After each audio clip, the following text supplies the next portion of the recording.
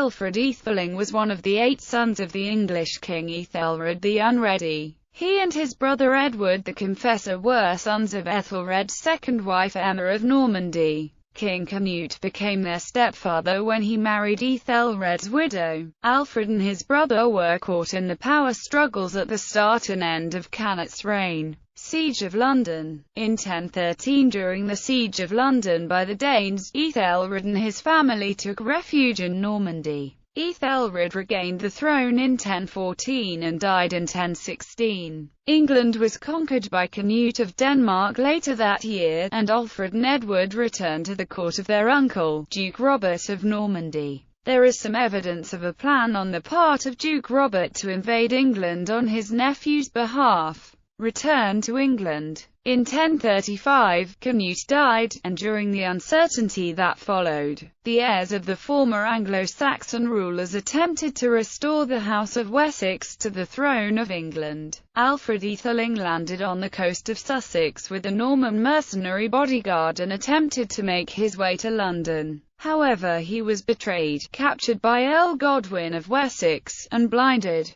He died soon afterwards. In the Anglo-Saxon Chronicle there is an account of this fateful encounter. When Harthacnut succeeded his half-brother Harold, he prosecuted Earl Godwin and Lyfing, Bishop of Worcester and Crediton, for the crime against his half-brother. The bishop lost his see for a while, and Godwin gave the king a warship carrying 80 fighting men as appeasement, and swore that he had not wanted the prince blinded and that whatever he had done was in obedience to King Harold. Tradition holds that, like Harthacnut, Edward the Confessor considered Godwin guilty. The Anglo-Saxon House of Wessex was restored through the accession of Alfred's brother Edward in 1042. Alfred's death was one of the main reasons for the mistrust and resentment shown by many members of Anglo-Saxon society, and particularly from Edward himself, towards Earl Godwin and his sons. Modern era. In 1929, the remains of 223 soldiers, probably Norman soldiers based on their stature, prominent skulls and slender leg bones, were found on the prominent hillside immediately west of Guildford Centre. They were bound and had been executed.